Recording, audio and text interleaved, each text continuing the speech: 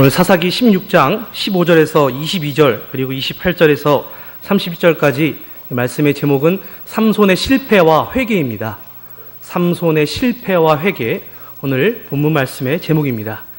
여러분들 신앙생활하면서 이 삼손에 대해서 한 번쯤 다 들어보셨을 겁니다. 저도 어렸을 때에 그림을 통해서 이 삼손이 행한 여러 가지 일들을 본 적을 기억이 나고 있습니다.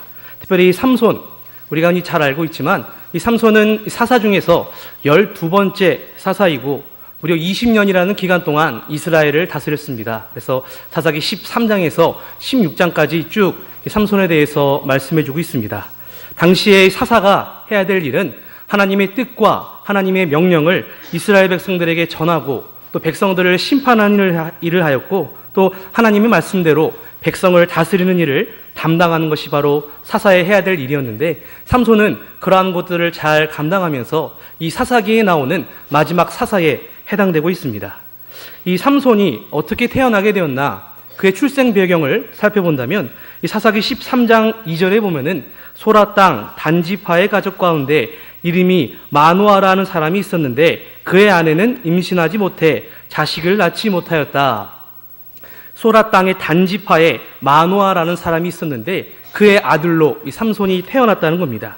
그런데 아까도 13장 2절에서 읽었지만 이 마노아라는 사람의 아내는 임신을 하지 못하였습니다. 그런데 여호와의 천사가 그 아내에게 나타나서 네가 앞으로 삼손을 낳게 될 것인데 그 아이는 하나님께 드려진 사람이고 또 그 아이가 장차 블레셋을 이스라엘을 블레셋 손에서 구원해 줄 것이다 라고 말하고 있습니다. 사사기 13장 5절 말씀입니다. 사사기 13장 5절 말씀 한번 읽어봐 주시기 바랍니다. 보아라, 내가 임신하여 아들을 낳을 것이니 그 아이의 머리에 삭도를 대지 마라. 그 아이는 태에서부터 하나님께 바쳐진 나실인이기 때문이다. 그가 블레셋 사람의 손에서 이스라엘을 구원하기 시작할 것이다.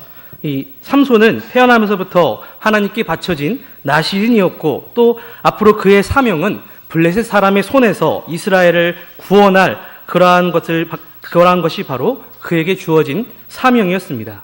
이뿐만 아니라 삼손은 여러분이 기억하시다시피 힘이 굉장히 센 사람이었죠. 그래서 이 손으로 사자를 염소 새끼 찢는 것처럼 찢었고 또한 나귀의 턱뼈로 이 블레셋 사람 1000명을 쳐서 죽였습니다.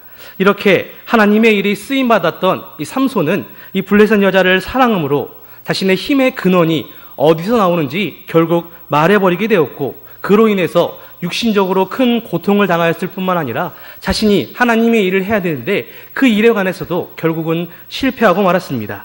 오늘 우리가 이 말씀을 통해서 삼손이 과연 어떻게 했길래 이 하나님의 사람으로서 그 일을 실패하게 되었고 실패한 이후에 삼손이 다시 회개해서 어떻게 하나님 앞에 돌아오게 되는지 이 본문을 통해 살펴보도록 하겠습니다. 먼저 삼손이 실패하게 된 이유입니다. 삼손이 실패하는 이유, 첫 번째, 구별된 삶을 살지 못했기 때문에 실패하였습니다. 구별된 삶을 살지 못하였다. 15절에서 17절까지 말씀입니다. 이 삼손은 아까 읽었듯이 태어날 때부터 나실인으로서 구별된 삶을 살아야 했지만 그렇게 하지 못해서 결국 실패하고 말았습니다. 우리 예수 믿는 성도들도 이와 마찬가지로 이 세상 사람들과 구분되게, 비록 세상엔 살지만 세상 사람들과 구분되는 그러한 하나님의 자녀로 우리를 삼아 주셨습니다. 그러므로 세상과 분명히 구별된 삶을 살아야 되는 것이 바로 우리 하나님의 자녀들이 해야 될 그러한 삶입니다. 그러나 삼손은 그렇게 하지 못했습니다. 오늘 본문 15절과 16절 말씀에 보면은 들릴라가 삼손에게 말하기를 당신의 마음이 내게 있지 않은데 어떻게 나를 사랑한다고 할 수 있나요? 3번이나 나를 놀리고 당신의 큰 힘이 어떻게 생기는지 내게 알려주지 않았어요 하고 그 여자가 날마다 말로써 그를 재촉하여 주므로 그의 마음이 괴로워 죽을 지경이었다.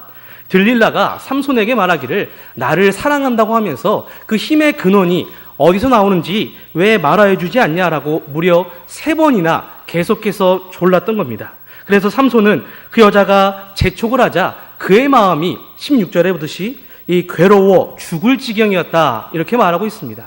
아마도 삼손은 들릴라를 굉장히 사랑하였던 것 같습니다. 그 여자가 사랑하니까 사랑하는 사람이 이렇게 요청을 하는데 내가 이것을 들어줘야겠다, 또 안 들어주면 어떻게 될까, 이러한 순간 고민을 많이 하였던 것 같습니다.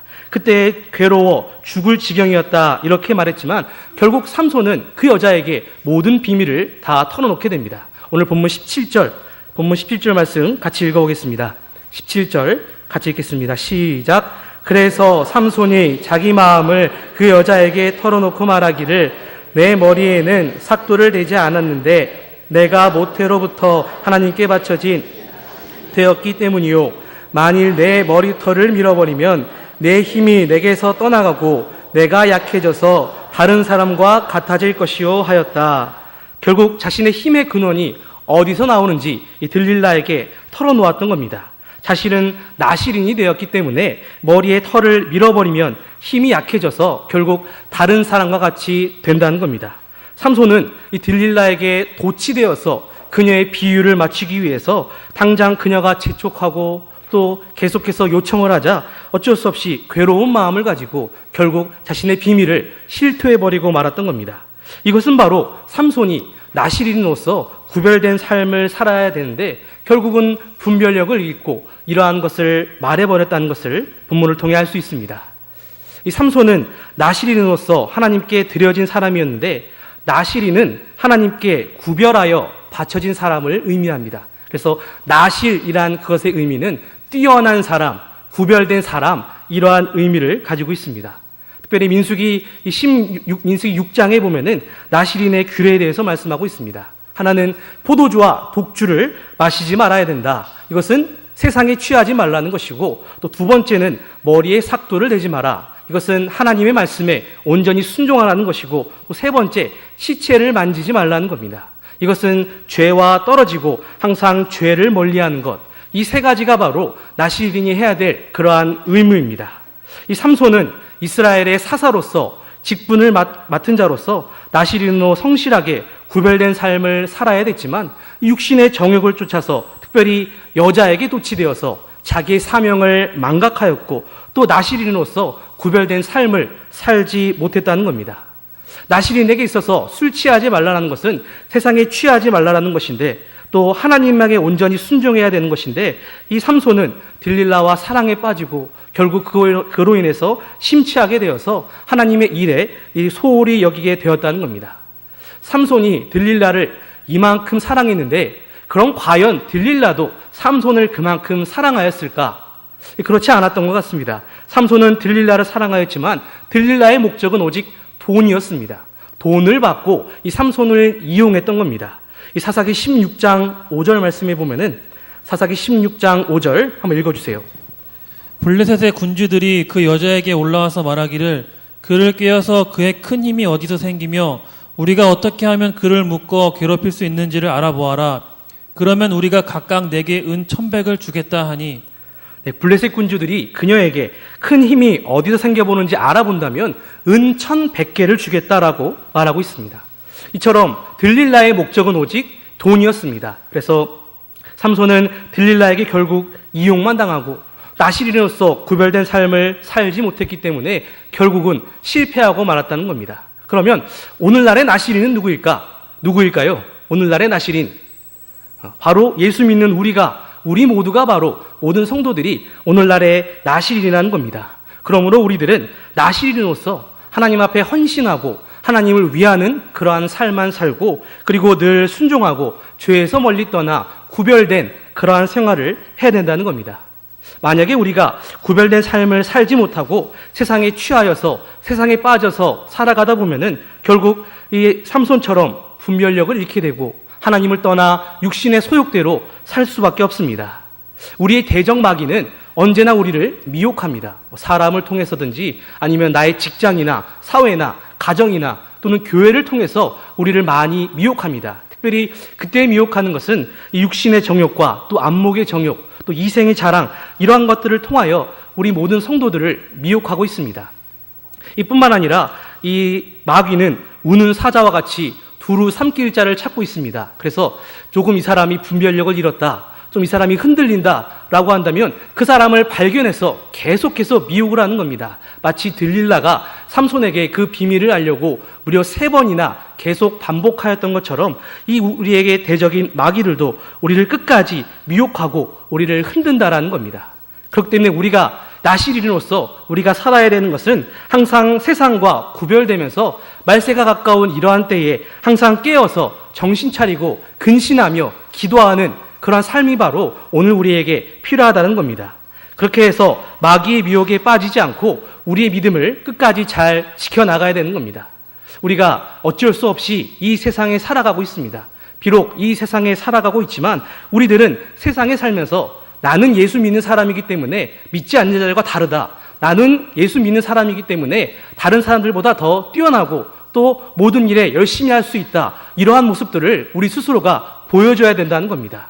그렇기 때문에 저나 여러분들이 이 세상에 살아가면서 예수 믿는 그러한 것에 대해서 자긍심을 가지고 믿지 않는 자들과 구별된 삶을 살기에 더 힘을 쓰는 우리 모두가 되어야 되겠습니다. 삼손의 첫 번째 실패한 것은 그가 나시린으로서 구별된 삶을 살지 못했기 때문입니다. 이 삼손이 신앙으로 이렇게 잠이 들어 있었기 때문에 그 여자가 조르고 계속해서 요구를 하자 결국 모태에서부터 삭도를 대지 않는 나시린이었기 때문에 머리가 밀리면 힘이 없어진다라고 이렇게 진정으로 토하면서 결국 실패하고 말았습니다. 두 번째, 삼손이 실패하게 된 이유는 하나님을 떠나게 됨으로 모든 것을 잃었습니다. 하나님을 떠남으로 모든 것을 잃게 되었습니다.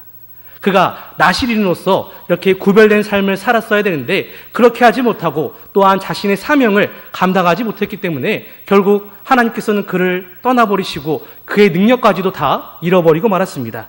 오늘 본문 18절 말씀에 보면은 들릴라가 삼손이 자기에게 마음을 다 털어놓은 것을 보고 사람을 보내어 블레셋의 군주들을 불러 말하기를 그가 내게 자기 마음을 다 털어놓았으니 이번만 더 올라오십시오 하니 블레셋의 군주들이 손에 은을 들고 그 여자에게 올라왔다. 이 블레셋 군주들이 이 삼손이 다 털어놓았으니 이번만 더 올라와 달라라는 그러한 들릴라의 요구를 듣고 은을 들고 올라갔습니다. 이 삼손이 하나님께 바쳐진 또 하나님께 드려진 그러한 사사로서의 사명이 있었는데 그것을 망각하고 들릴라와 사랑에 빠졌기 때문에 비밀을 알려주었고 그로 인해서 결국 대적인 블레셋 사람들의 포로가 되고 말았습니다. 인간적으로 봤을 때에 굉장히 비참한 상황에 빠지게 됩니다. 본문 19절에 보면은 들릴라가 삼손을 자기 무릎 위에서 잠들게 하고 사람을 불러 그의 머리털 7가닥을 밀게 하고 그를 괴롭혀 보니 이미 그에게서 힘이 떠나 있었다. 잠든 사이에 그의 머리털을 깎아버렸고 그로 인해서 그는 전과 같은 힘이 사라지고 말았습니다. 그래서 그는 어떻게 됐나? 본문 20절 같이 읽어보겠습니다. 본문 20절 같이 읽겠습니다. 시작. 그 여자가 말하기를 삼손이여 블레셋 사람들이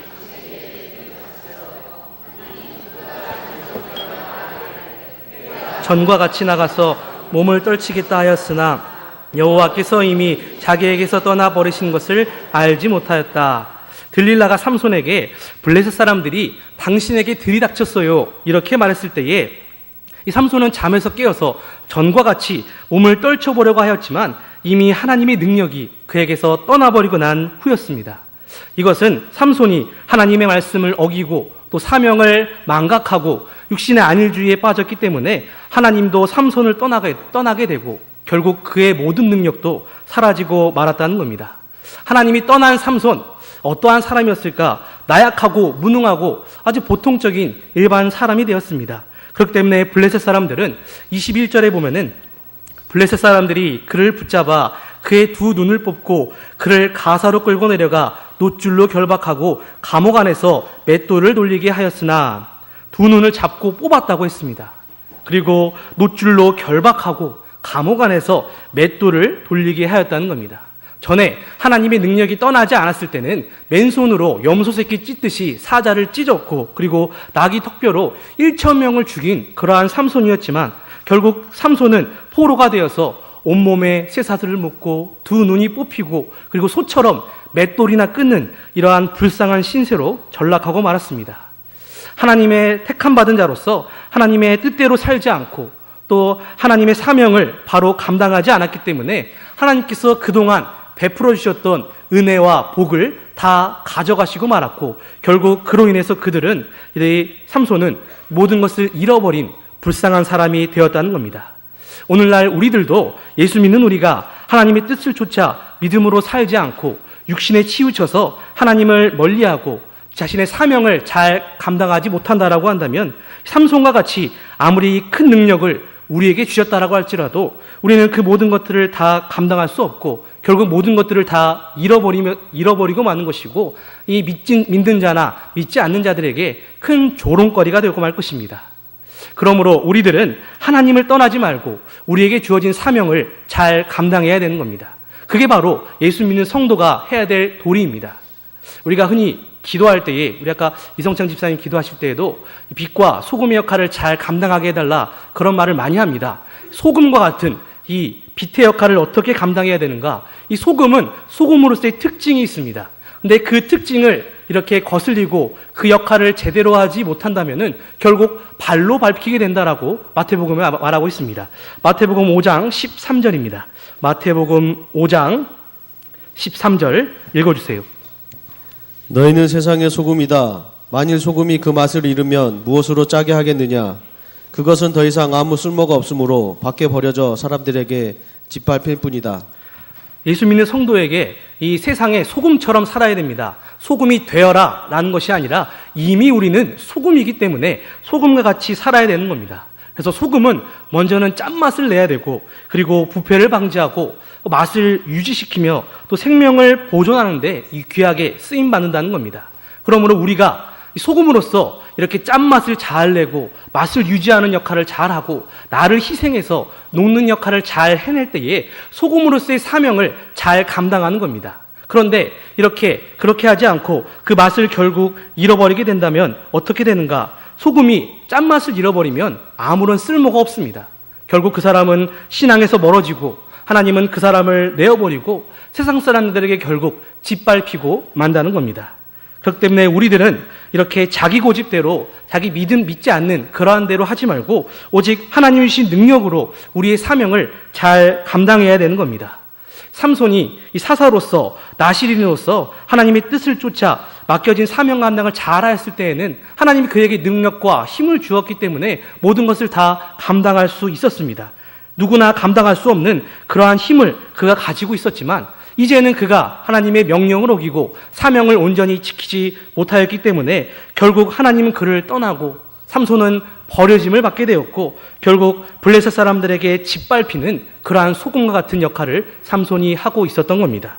그러므로 우리들 믿음으로 살지 않는다면 누구나 삼손과 같이 될 수 있다는 사실을 반드시 기억해야 됩니다. 그러므로 우리가 해야 되는 것, 하나님을 떠나지 말아야 됩니다.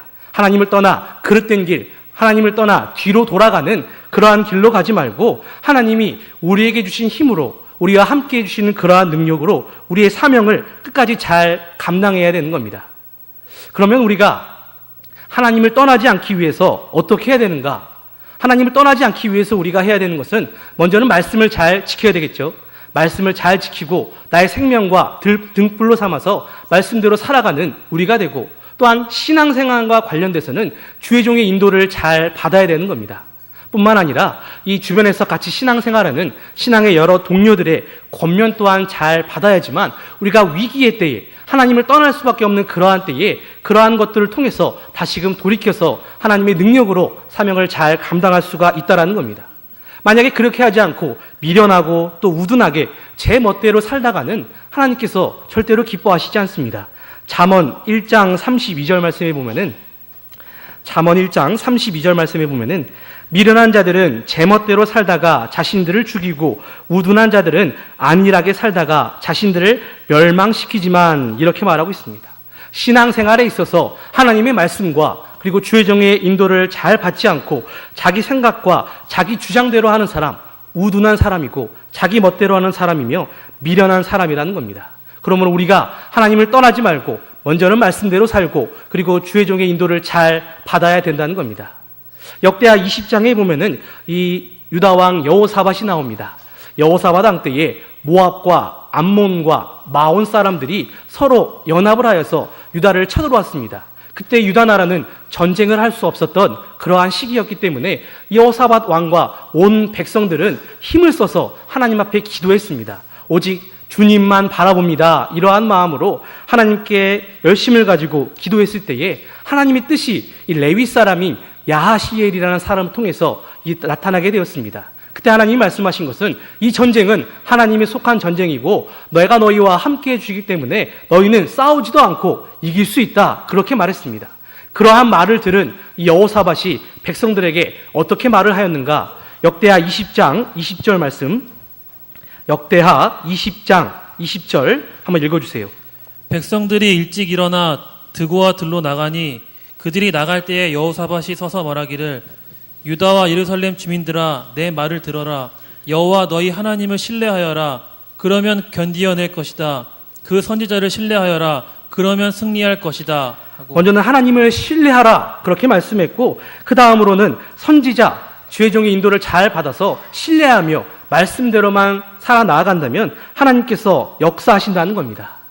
하나님과 또 주의 종의 또 여러 가지 신앙의 동료들의 주장을 잘 받는 것 어찌 보면 어리석게 보일 수도 있지만 그것이 바로 우리가 견고하게 서고 형통하고 하나님을 떠나지 않는 그러한 비결입니다.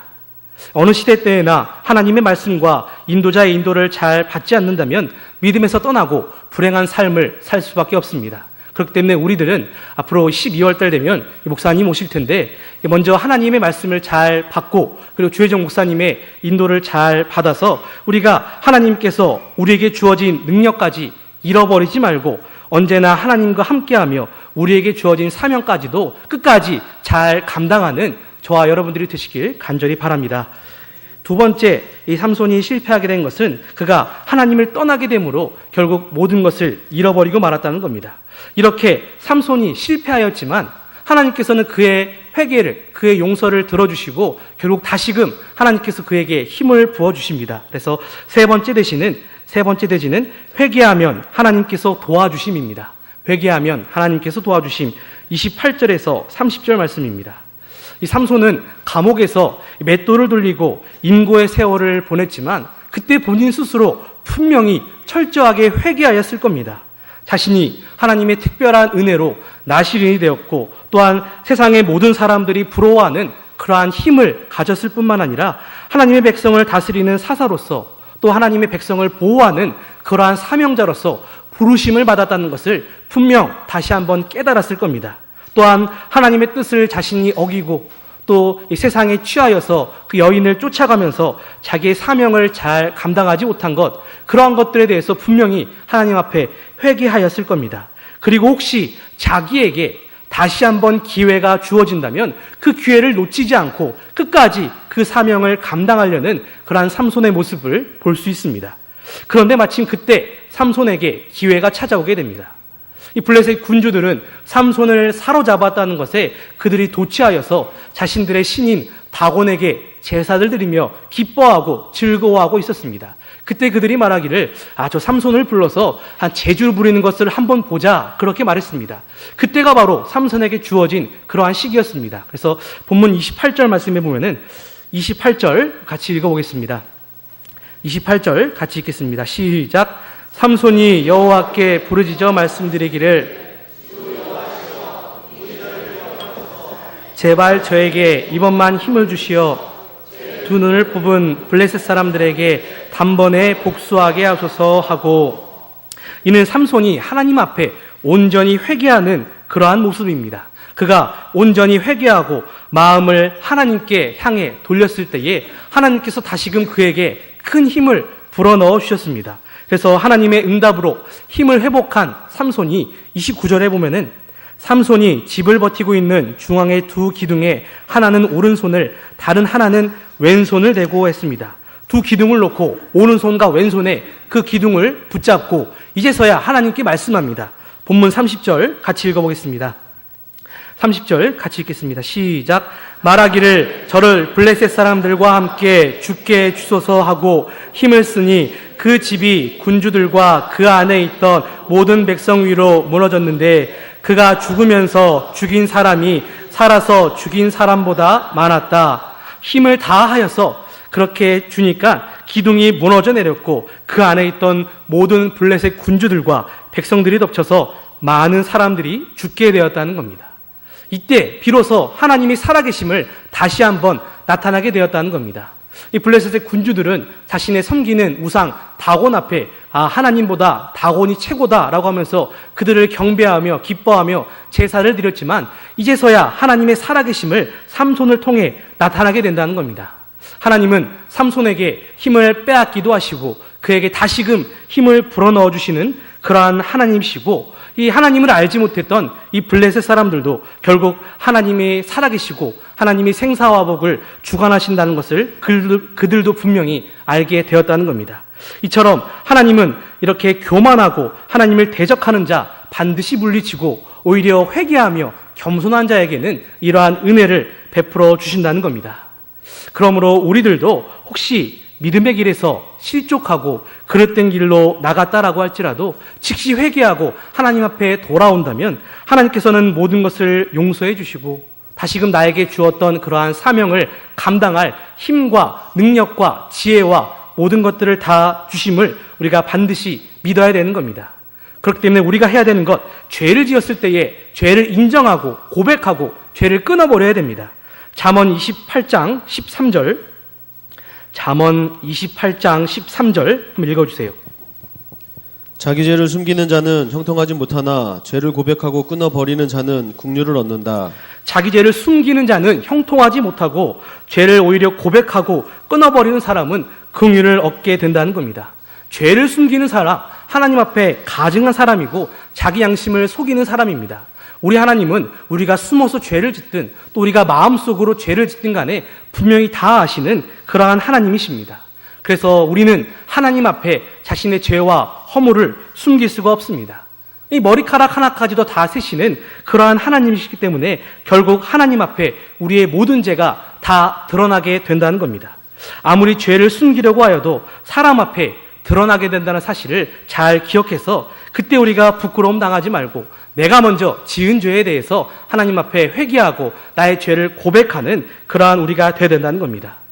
죄를 숨기고 오히려 이렇게 죄를 안 지은 것처럼 하게 된다면 형통하지 못하게 되지만 오히려 자복하고 애통하며 이렇게 간한 심령으로 그렇게 하나님 앞에 죄를 고백한다면 하나님으로부터 불쌍히 여김을 받게 되고 또 모든 사람들을 통해서 하나님을 통해서 긍휼함을 얻게 된다는 겁니다.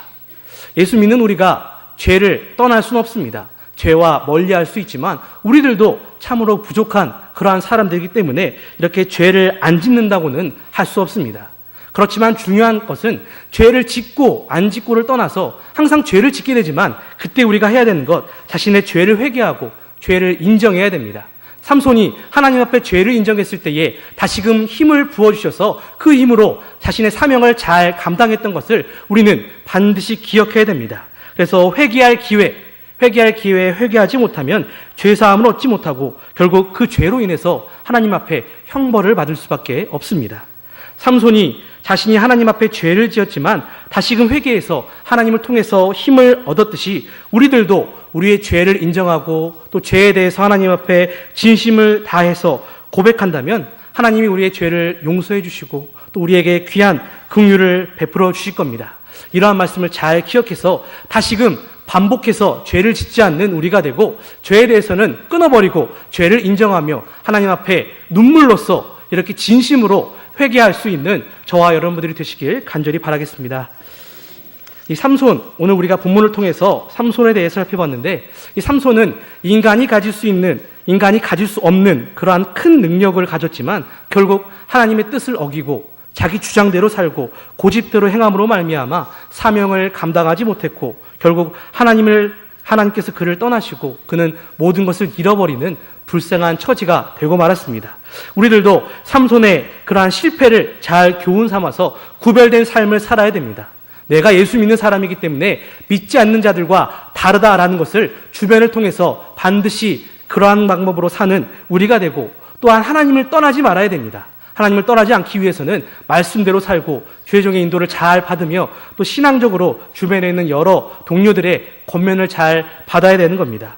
또한 삼손이 자신의 죄를 회개하고 돌이킬 때에 다시금 그 일을 감당할 수 있는 능력을 받았던 것처럼 우리들도 하나님 앞에 내적으로나 외적으로나 이렇게 죄를 지었다면 그 죄를 인정하고 하나님 앞에 죄를 고해서 반드시 회개하는 우리가 되어야 된다는 겁니다. 그래서 여러분들은 삼손의 실패와 그러한 회개를 끝까지 머릿속에 잘 기억하시고 이러한 것들을 교훈으로 삼아서 날마다 하나님의 뜻대로 살고 저와 여러분들에게 주어진 사명을 끝까지 잘 감당하시는 우리 상대원교회 성도님 되시길 간절히 소원하겠습니다.